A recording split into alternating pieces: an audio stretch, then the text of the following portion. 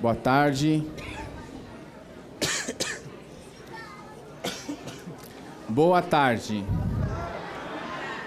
Tá tipo escola, né, Ju? Bom, declaro abertos os trabalhos da 4ª audiência pública da Comissão de Educação, Cultura e Esportes no ano de 2019, tendo pauta o seguinte projeto, PL 084 de 2019, desse vereador Gilberto Nascimento, que autoriza o ensino domiciliar na educação básica, formado pela educação infantil, ensino fundamental e médio para os menores de 18 anos e da outras providências. Informo também que essa audiência está sendo transmitida através do portal da Câmara Municipal de São Paulo no seguinte endereço: www.saopaulo.sp.leg.br, no link Auditórios Online. Informo também que o convite dessa audiência pública foi publicado no Diário Oficial da Cidade nos dias 22 e 23 de outubro de 2019 e enviado por e-mail aos vereadores. Foram convidados Secretaria Municipal de Educação, a sociedade em geral, os vereadores da Câmara Municipal e principalmente os vereadores da Comissão de Educação, Cultura e Esporte, do qual nós temos o presidente, o vereador Eliseu Gabriel, que me autorizou que fizesse a condução dessa audiência pública. Aqui também ao meu lado, o sempre senador e vereador amigo, vereador Eduardo Matarazzo Suplicy, que faz parte também da nossa comissão. Também aqui ao lado, a vereadora Juliana Cardoso, está aqui conosco também fazendo parte, vereadora interessada no tema da educação, e também o vereador e líder do PT, Alfredinho. Quero também pedir para que componham a mesa as autoridades confirmadas, que são... está aqui. Além dos parlamentares, quero convidar aqui a professora Selma Rocha, da Faculdade de Educação da USP e membro do Conselho Municipal de Educação.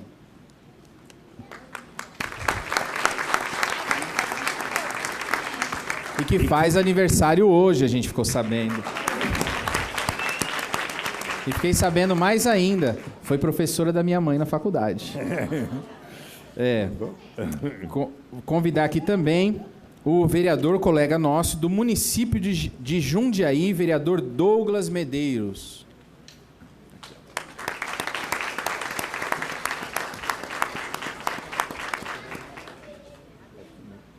Estamos aguardando ainda também da Faculdade de Educação da Unicamp a professora Tereza Adrião. E quando chegar, por favor, me comuniquem. E também convidar o Dr. Carlos Xavier, que é promotor de justiça do Estado do Paraná, está conosco aqui hoje.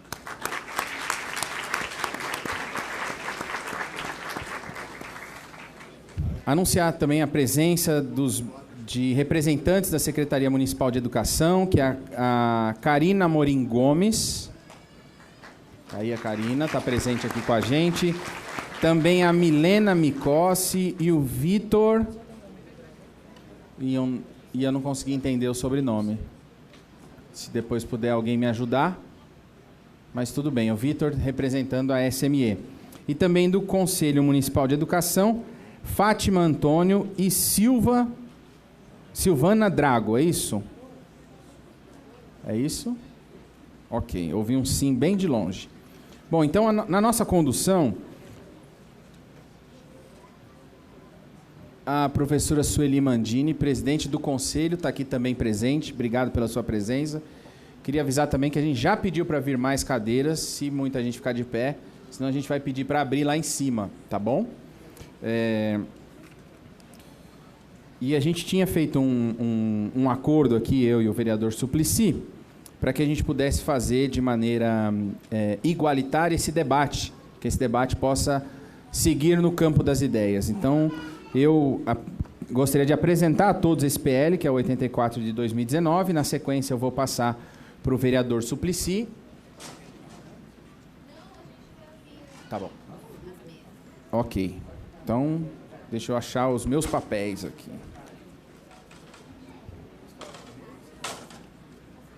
Quer dizer, não necessariamente.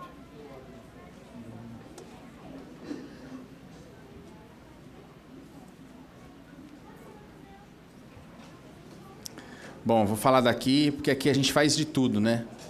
Eu acho que eu tô igual o jogador do Flamengo. Faço gol, volto pra zaga para defender. Ninguém é flamenguista aqui, não? Tá difícil, hein? Por isso tá todo mundo quieto. Mas vamos lá.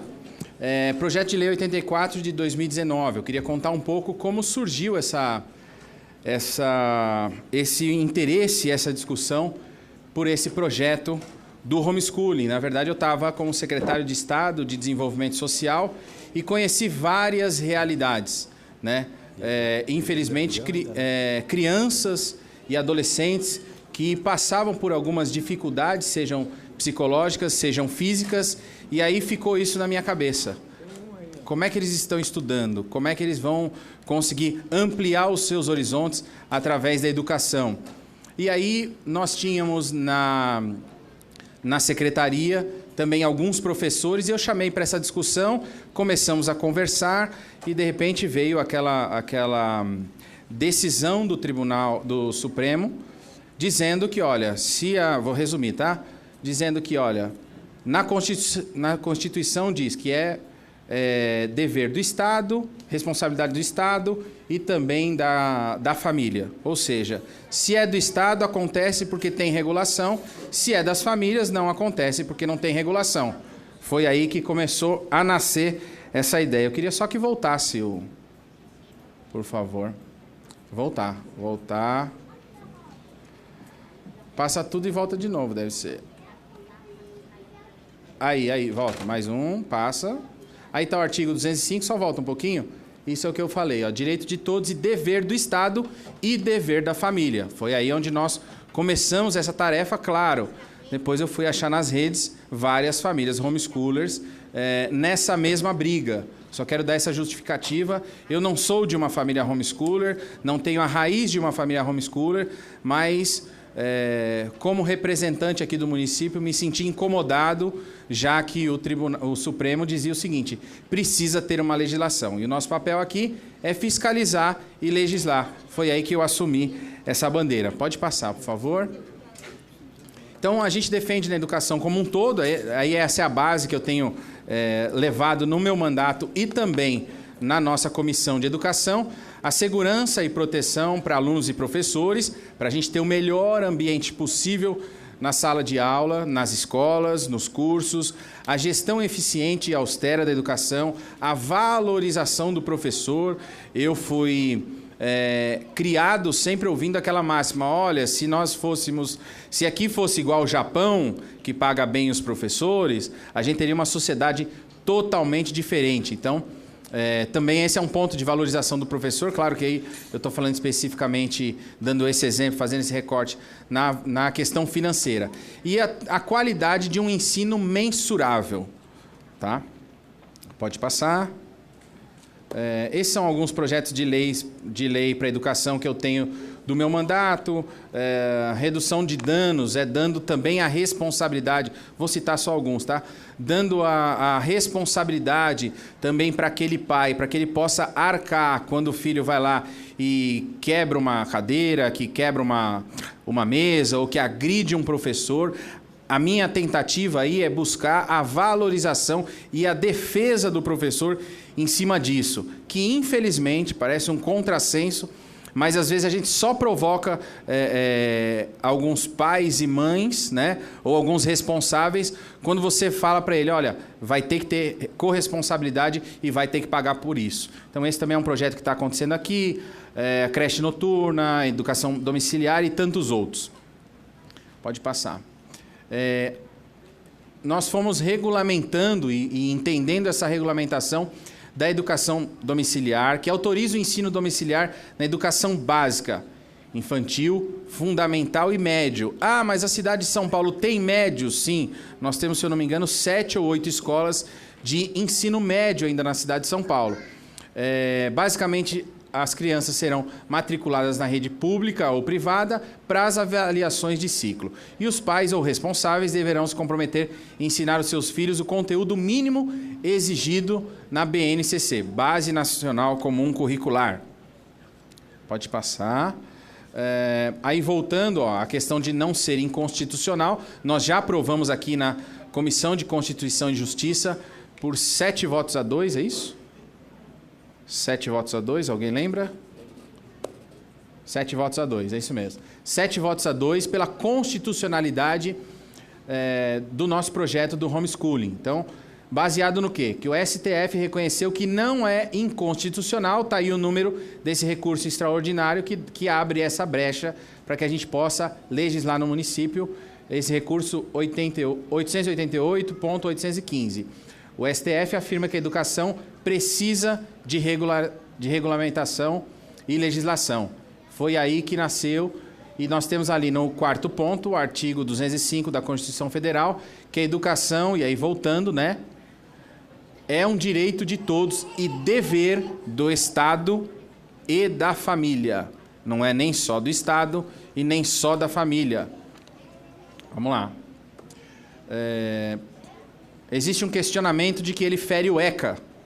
O nosso entendimento é que não fere porque as crianças terão seus direitos garantidos a partir do momento em que a tutela do Estado for exceção e não somente a regra.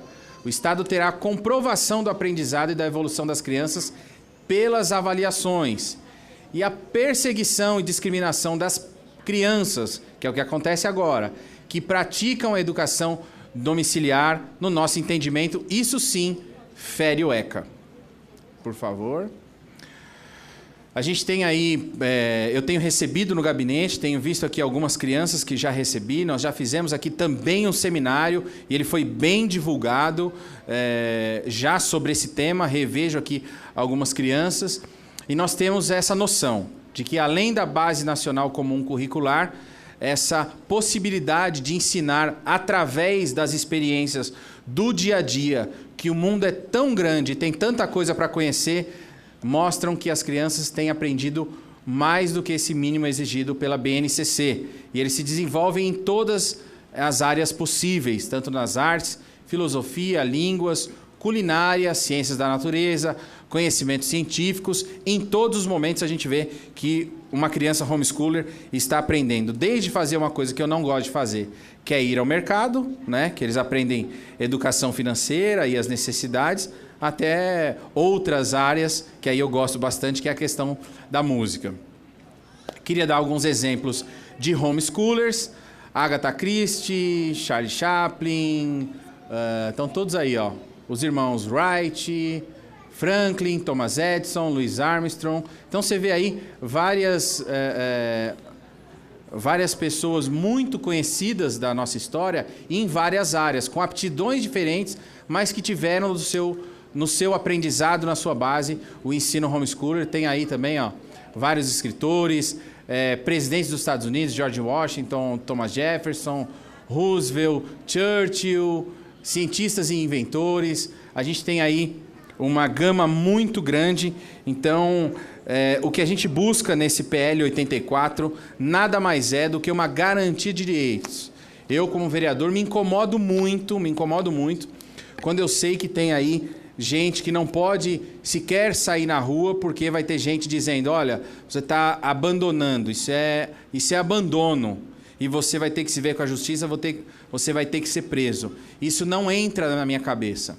Eu fiz também esse projeto porque eu tenho um grande amigo, e acho que as crianças aqui vão conhecer, e ele foi criado andando o Brasil, e infelizmente teve a dificuldade de ter os seus filhos perto. O nome dele é Rinaldi Faria, e ele é o palhaço e o dono da marca Patati Patatá.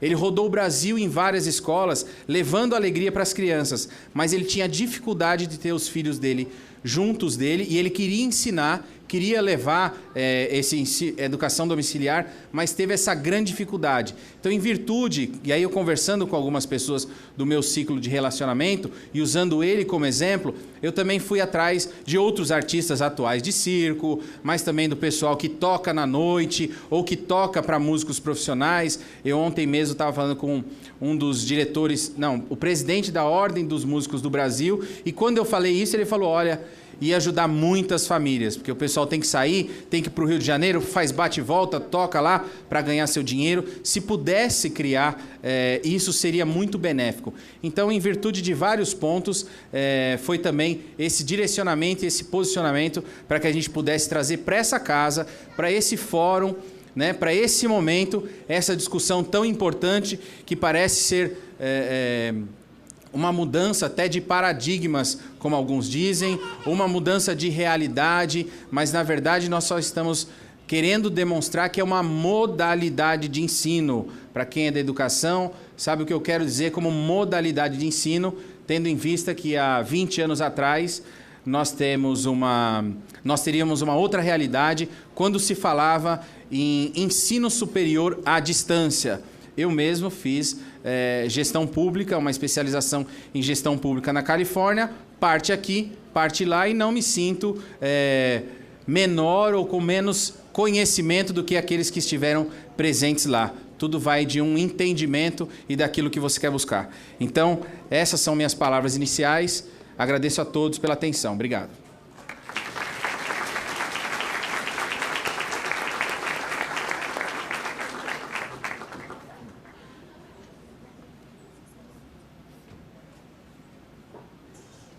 Eu vou passar agora a palavra também para o vereador que é da nossa comissão, que vai ter o prazer e a honra de falar para a gente aqui, o nosso sempre senador Eduardo Suplicy.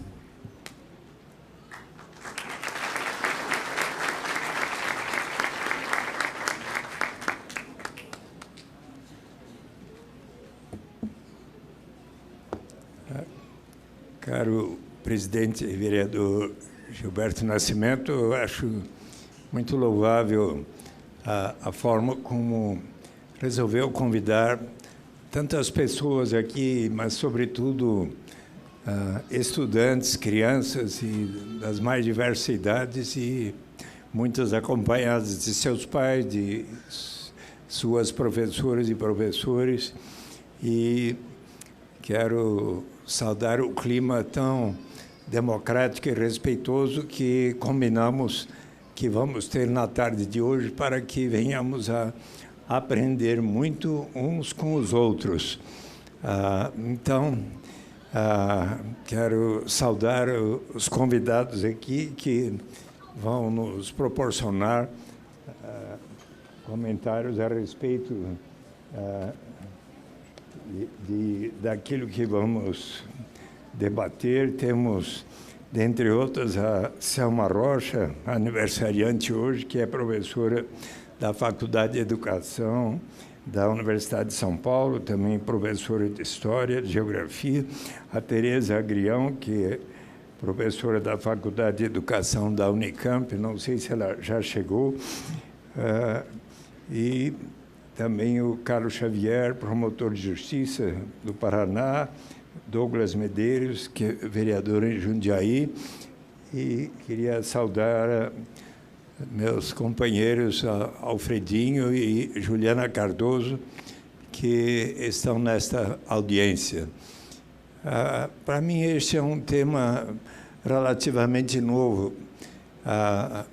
Em que medida poderíamos estar substituindo a escola pela educação domiciliar? Me parece, assim, numa primeira reflexão, que a escola é algo fundamental.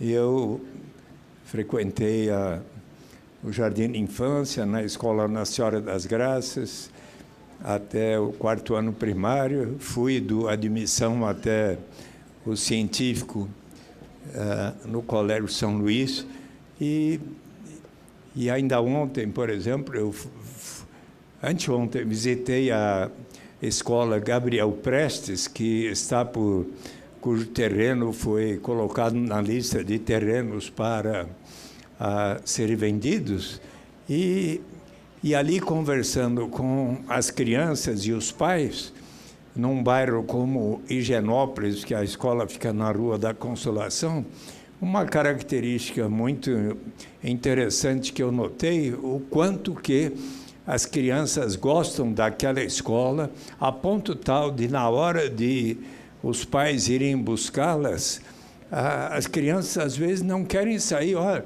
nós estamos aqui brincando, queremos permanecer, o ambiente aqui é tão gostoso.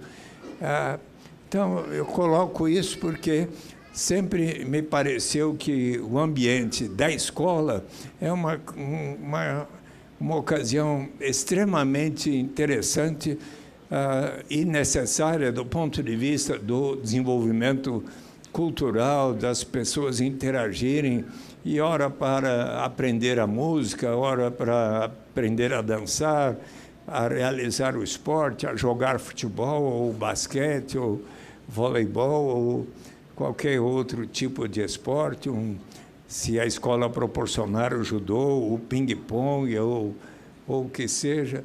E a interação também de cada estudante, do grupo de estudantes com a professora, com o professor, é algo assim muito significativo. Então, eu quero, caro Gilberto Nascimento, ouvir os argumentos de todos.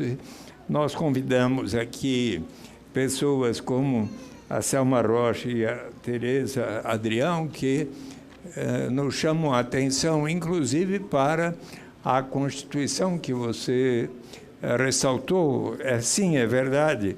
O artigo 205 fala do direito de todos e dever do Estado e das famílias promover e incentivar a colaboração da sociedade visando ao pleno desenvolvimento da pessoa, seu preparo para o exercício da cidadania, qualificação para o trabalho.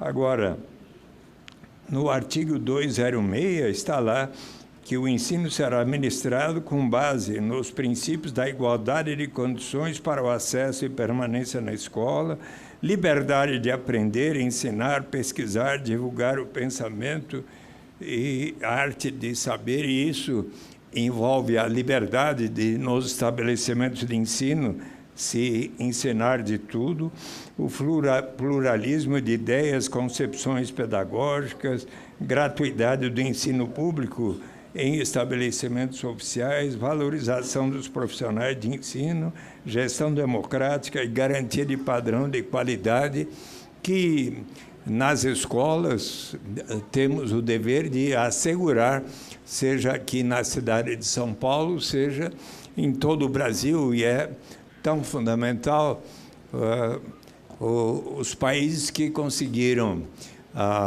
ter um desenvolvimento muito acentuado, e inclusive ultrapassando o ritmo de crescimento do Brasil, e com uma sociedade mais equilibrada e não tão desigual. Cita-se sempre a Coreia do Sul ou a Finlândia, que são países onde a educação teve uma prioridade absoluta, fundamental. Agora, claro, com o novo desenvolvimento moderno da internet, dos computadores, quase todas as famílias hoje têm computadores em casa, e mais os aparelhos celulares que muitas vezes acessam também as redes sociais. Ora, ali também há muito que se aprender, e isso, obviamente, nós temos que reconhecer. E uma coisa, é claro, é sagrada, é a liberdade de cada pessoa poder, a qualquer momento, através da internet, realizar um curso, assistir uma conferência, uma entrevista, até uma obra artística, e um filme, ou o que seja, e tantas coisas nos são proporcionadas hoje. Eu estava dando um exemplo para o vereador Gilberto Nascimento. Eu soube anteontem que o novo Prêmio Nobel de Economia, e a sua esposa também, laureada com o Nobel de Economia, Abhijit Banerjee, vai oferecer um curso pela internet para quem quiser assistir no mundo sobre como bem combater a pobreza, como promover a igualdade. E este economista, que é da Índia, nascido na Índia, é professor no MIT, é um dos grandes entusiastas e pesquisadores a respeito da renda básica de cidadania, o direito de toda e qualquer pessoa, não importa a sua origem, raça, sexo, idade, condição civil, socioeconômica, de participarmos da riqueza de nossa nação através de uma renda que, na medida do possível, com o progresso do país, será suficiente para atender às necessidades vitais de cada um. A ninguém será negado. E quando eu vi que ele vai oferecer este curso, eu ontem me inscrevi. O curso vai se dar a partir de fevereiro. Estou dando esse exemplo porque qualquer um de nós que perceba que há alguma coisa tão interessante e que vai poder aproveitar e aprender mais, claro, vamos ali aproveitar e assistir essas aulas. Então, mas eu aqui hoje quero conhecer mais os argumentos de todos aqueles que participam deste debate e meus parabéns, Gilberto, por promover esta audiência tão significativa e vamos todos aprender muito uns com os outros. Parabéns a vocês. Obrigado. Obrigado. Queria também anunciar a presença, está aqui na nossa galeria. Vieram lá do Campo Limpo, a MF Levide Azevedo Sodré. Uma salva de palmas. Vou chamar então o nosso primeiro convidado, ele que é vereador também lá do município de Jundiaí, o vereador Douglas Medeiros.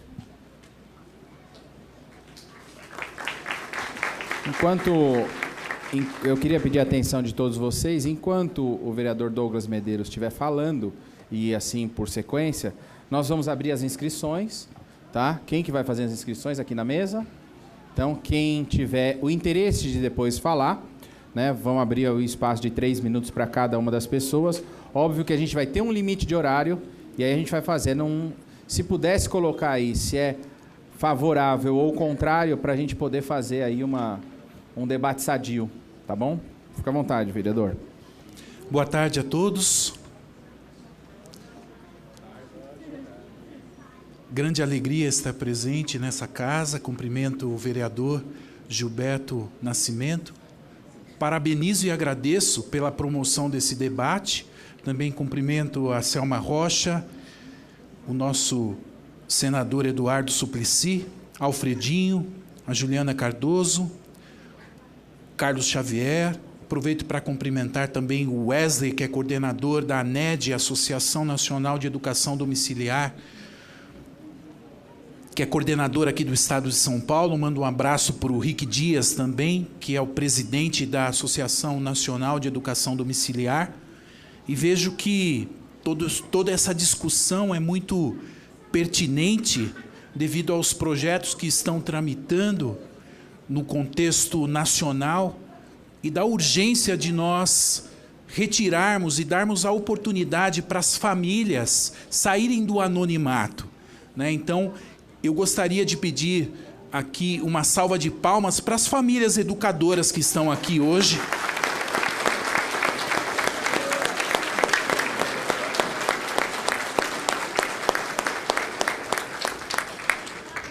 Parabenizar pela coragem de vocês de terem vindo aqui e dizer que a educação domiciliar, ela já se tornou um movimento muito forte que, embora nós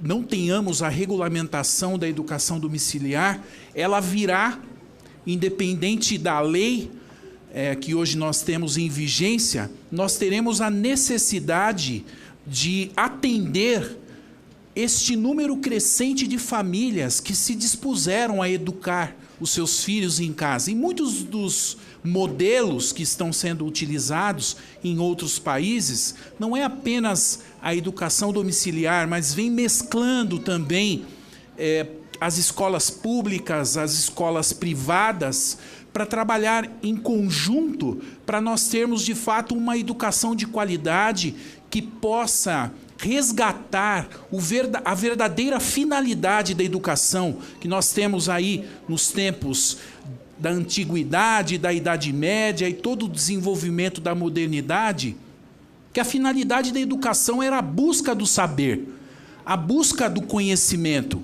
E a gente viu que os resultados que nós temos apresentado pelas avaliações que nós temos dentro do nosso país, que a educação também ela ganhou uma finalidade de formar as pessoas para o mercado de trabalho, que é necessário, porém nós vemos uma instrumentalização que não leva o ser humano a ser desenvolvido em todas as suas dimensões, em todas as suas potencialidades. Então eu vejo que a educação domiciliar é algo que vem contribuir para o resgate da finalidade da educação. Então, parabéns às famílias educadoras.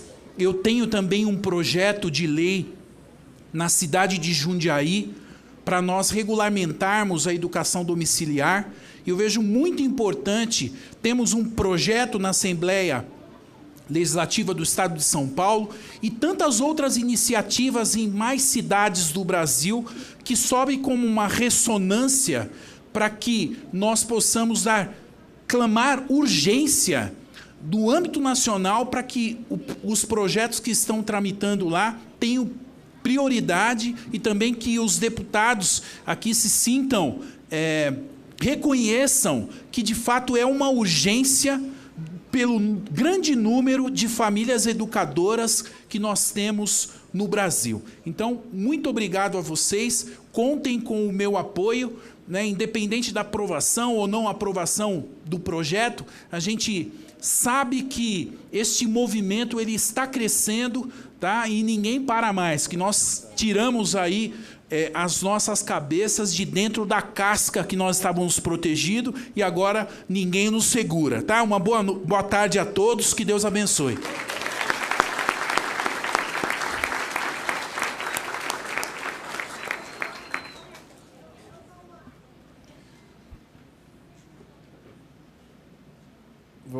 Vamos ouvir agora a professora. Vou pedir para vocês baterem palma mais forte, porque hoje ela faz aniversário. A professora Selma Rocha.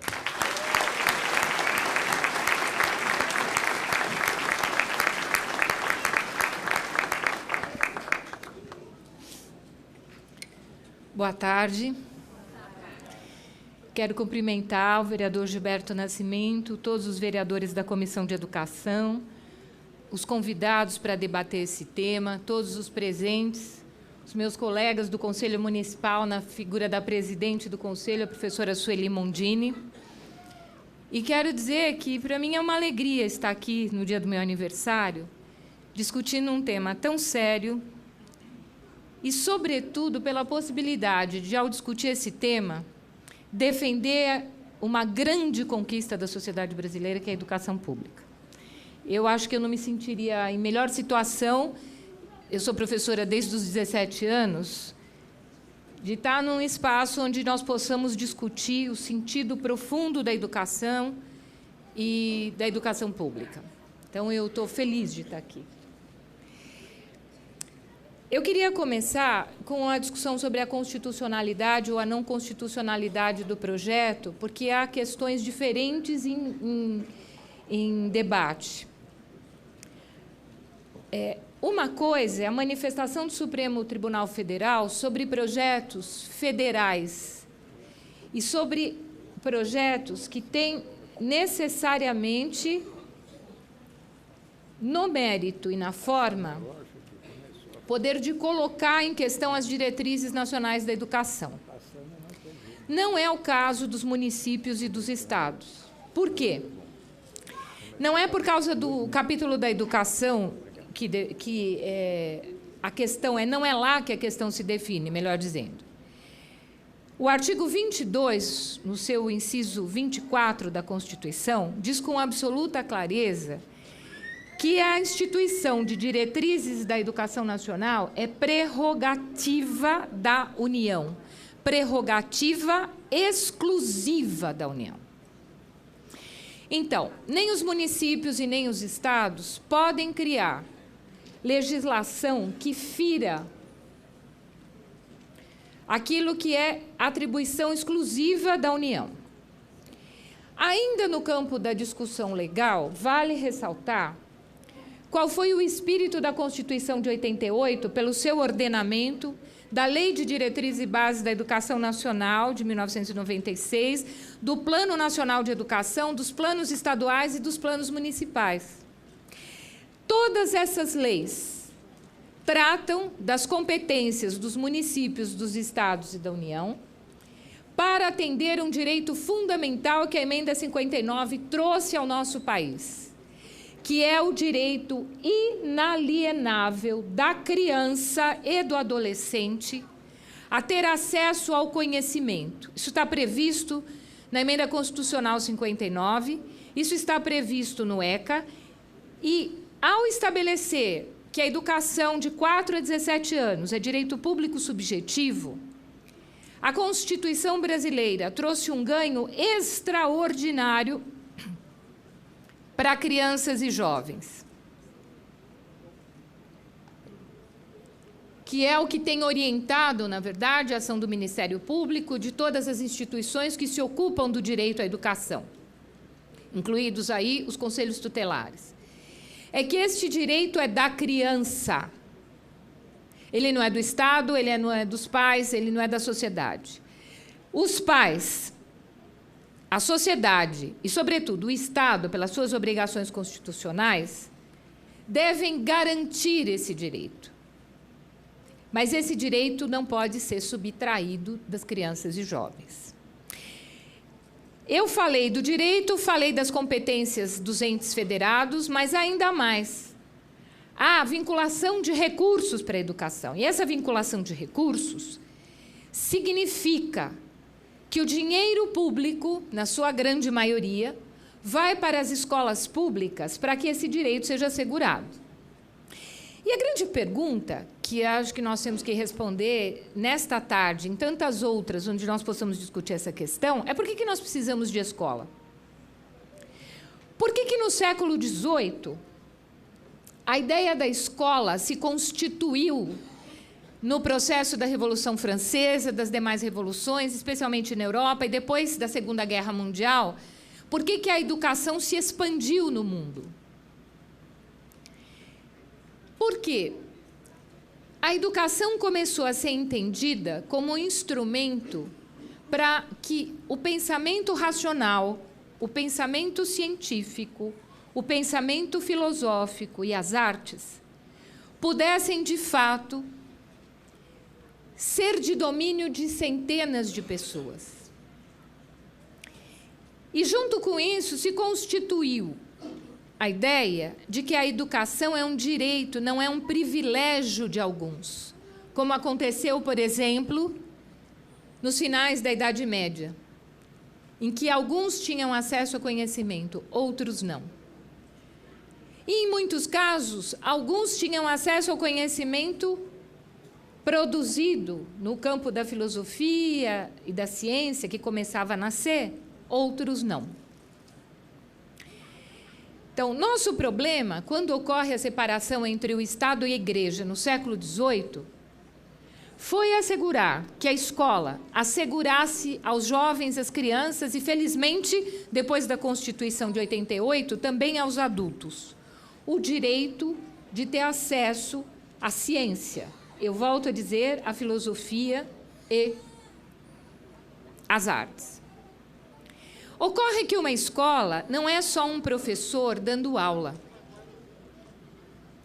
Uma escola é um lugar onde existem perguntas, onde existem dúvidas, onde existem diferenças, e é exatamente na convivência entre estas dúvidas, entre as diferenças de origem, de etnia, de gênero, de condição social dos alunos, talvez menos a condição social, porque nós gostaríamos que tivesse nesse país mais igualdade, é que as crianças aprendem a fazer perguntas e a formular respostas.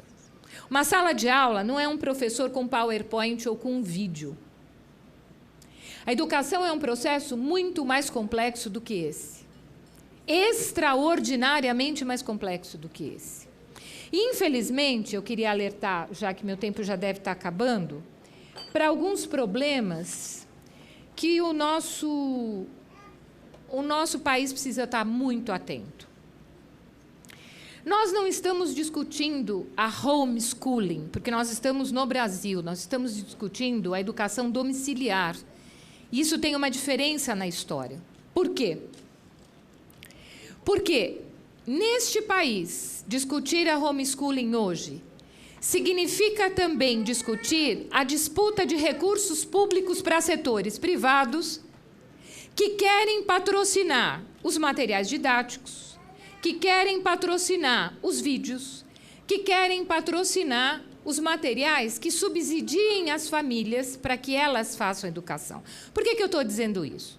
Como eu disse, eu sou professora de História, eu fiz mestrado e doutorado em História, estudei a vida toda, estudo até hoje, e não teria condições de dar aula para os meus netos de todas as disciplinas. Não é possível fazer isso. E quem conhece minimamente a ciência sabe do que eu estou falando. Então, para que isto ocorra, as famílias vão ter que recorrer a outros conteúdos. E tem gente muito inteligente e muito ávida de deslocar dinheiro público do Estado para o setor privado que está interessada nessa história. Então, me parece que nós não podemos ignorar esse fato. Porque isto não é, aliás, um fenômeno nacional. Nos Estados Unidos, o atual presidente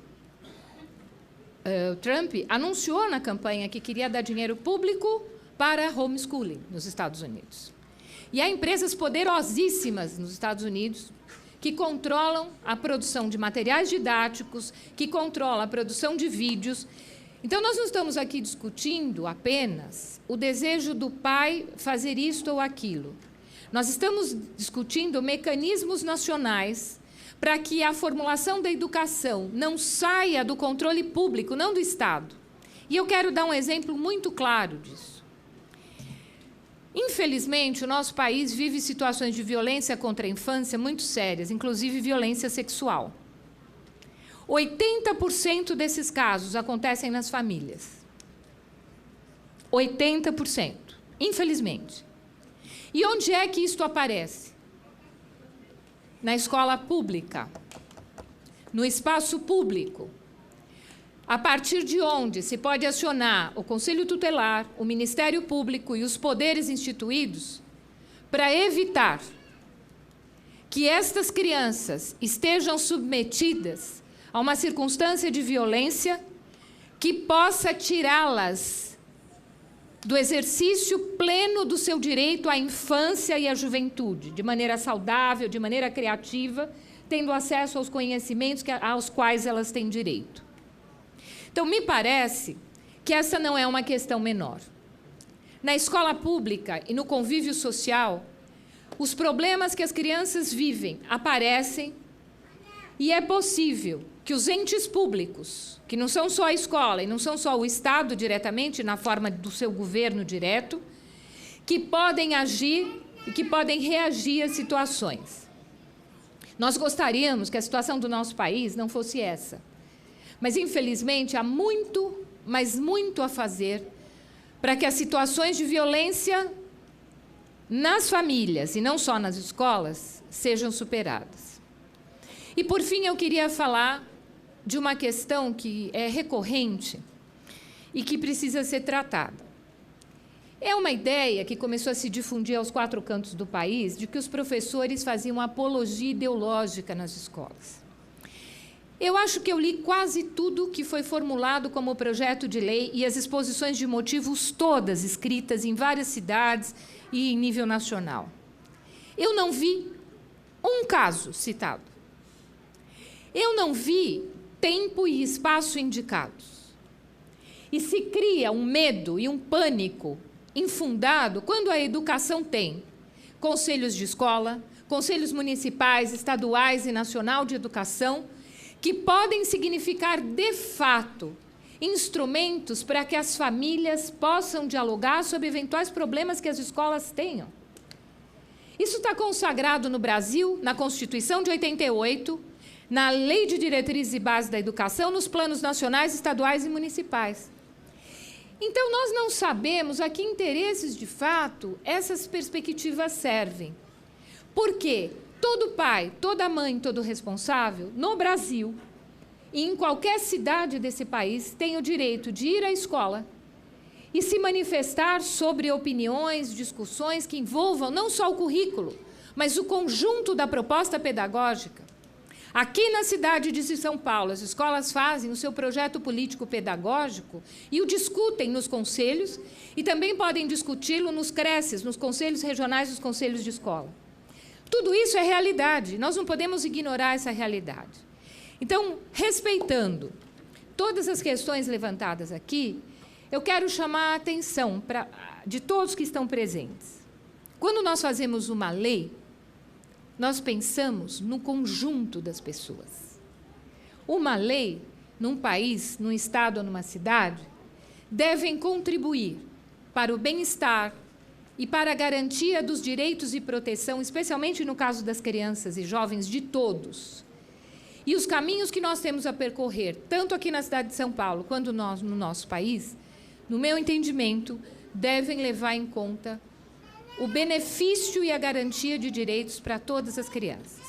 Não é à toa que o Ministério Público Federal não aceitou a orientação da ministra Damares de que os conselhos tutelares fizessem vistas grossas às famílias que queriam mudar a orientação e não colocar os seus filhos na escola. O Ministério Público Federal não fez isso à toa. É porque, ao fazer isso, lamentavelmente, a ministra estava violando um direito inalienável, volto a dizer, que não é dos pais, não é das famílias, não é do Estado, não é da sociedade. É das crianças e dos jovens. Muito obrigada.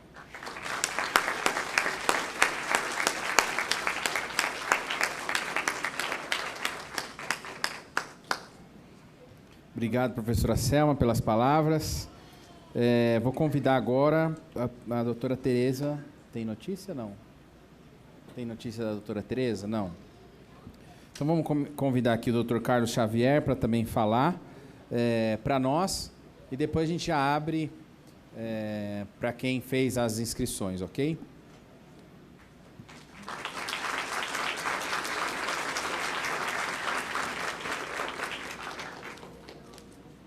Alô? Alô? Muito boa tarde a todos.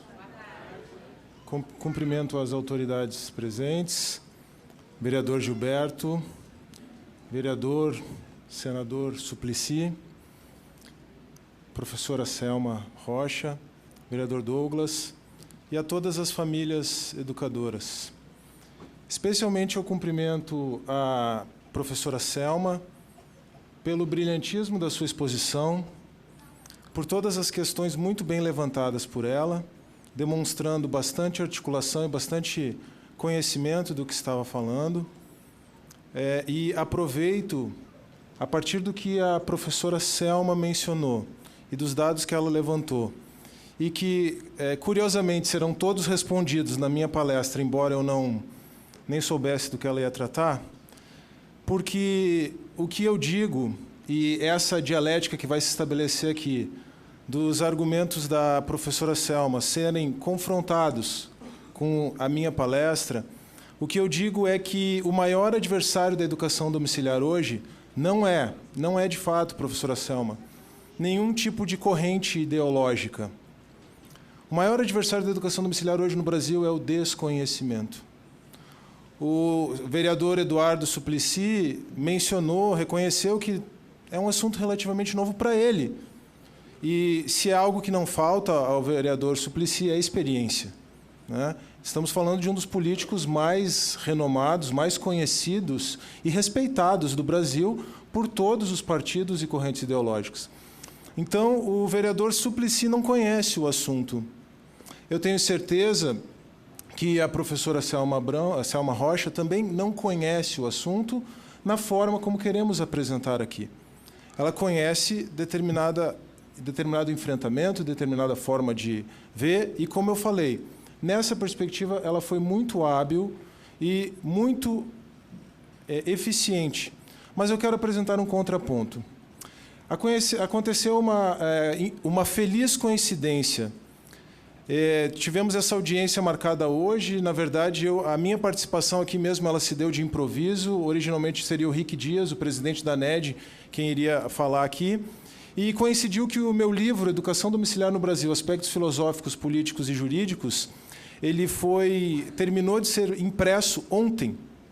Foi impresso lá em São José dos Campos. Meu amigo Fábio, que está me ajudando na distribuição, trouxe ele para cá. Ele está com alguns exemplares ali, se alguém tiver interesse. Já estamos, inclusive, disponibilizando, vendendo para as famílias educadoras. O Fábio vai levantar a mão ali. E, nesse livro, eu enfrento os principais aspectos filosóficos, políticos e jurídicos, sim, que dizem respeito à educação domiciliar. Eu tenho feito a minha palestra em cima do livro, obviamente, e o livro está aqui. Bem simples, como eu procuro tratar das coisas no meu canal, Direito Sem Juridiquês, que talvez muitos conheçam, sem o juridiquês, tratando de uma forma técnica, mas simples. Por isso, até o livro ficou bem mais fino do que ele poderia. Poderia escrever 200, 300 páginas, resolvi escrever apenas 100. Eu vou ler a dedicatória do livro, que diz assim: este livro é especialmente dedicado a meus filhos, Timóteo e Catarina, a razão de ser de cada uma das linhas que foi aqui escrita, mas também a todas as famílias educadoras do Brasil. Então, esse livro é dedicado a todos vocês. E eu vou ler aqui a dedicatória que eu fiz no exemplar que eu trouxe para o vereador Gilberto Nascimento Júnior. Ao vereador Gilberto Nascimento Júnior, como singela expressão de agradecimento ao apoio à causa da educação domiciliar do Brasil e em São Paulo em especial. Obrigado e parabéns por todo o empenho. São Paulo, 24 de outubro de 2019. Vou quebrar um pouco o protocolo e pedir licença para entregar o exemplar ao vereador Gilberto aqui.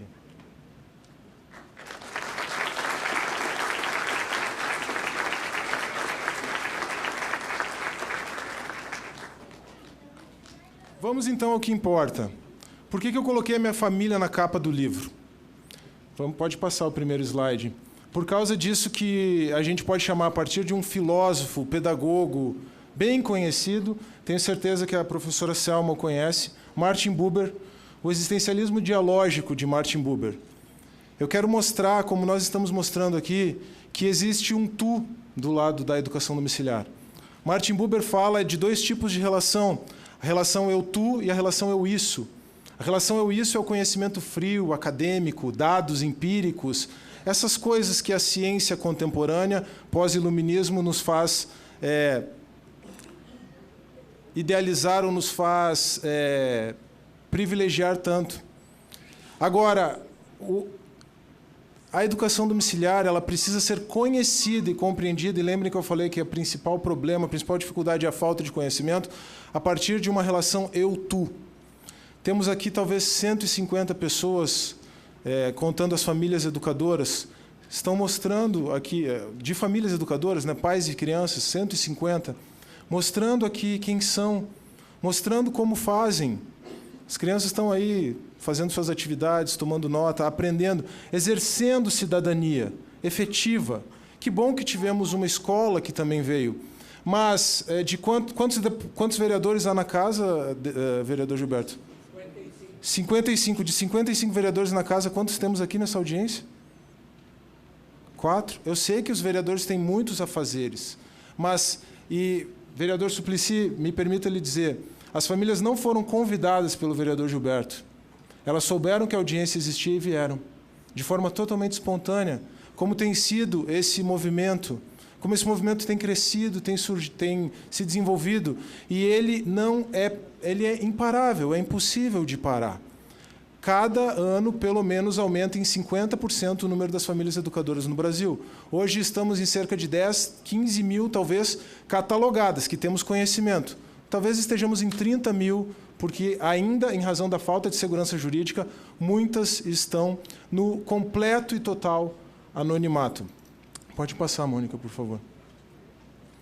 Uma coisa que precisa ficar muito clara, e aqui eu já respondo, talvez, a principal objeção levantada pela professora Selma, é que nós temos a plena consciência de que educação domiciliar não é política pública e não defendemos educação domiciliar como política pública. Nós não queremos, para nós, e muito menos para nenhuma instituição privada, qualquer recurso público. E, ao falar isso, é importante deixar muito claro que nós não somos contrários à escola pública, nós não somos contrários à escola em geral, e se pensamos que a educação é um direito de todos, é direito daqueles que estão na escola e é direito também daqueles que não estão na escola porque estão sendo educados em casa. Os pais estão, sim, garantindo o direito dos seus filhos. Não por entenderem que os filhos são propriedades suas, mas por entenderem que aqueles filhos são sujeitos de direito, indivíduos em desenvolvimento, pessoas que têm naquele domicílio, naquela família, absoluta prioridade e, por isso, estão tendo toda a dedicação dos seus pais. Pode passar o próximo slide. Isso que eu acabei de falar é a consideração da educação domiciliar na perspectiva da prioridade absoluta da criança e do adolescente. Sim, eu botei a minha família na capa e coloquei dentro de cada capítulo também, tá? Como eu poderia não fazer o que estou fazendo, trabalhar como estou trabalhando com essa família ou por essa família? Então, escolhi as fotos também de uma maneira assim, um pouco significativa, né?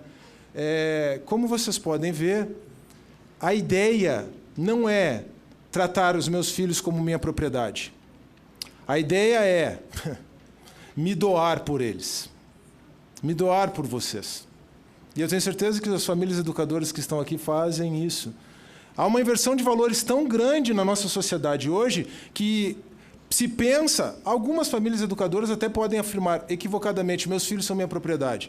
Mas, por outro lado, dizer que os filhos não são propriedade de ninguém, ou que são propriedade do Estado, ou que, então, os filhos não são propriedade de ninguém, a responsabilidade é do Estado de cuidar da educação dessas crianças, há uma inversão de valores.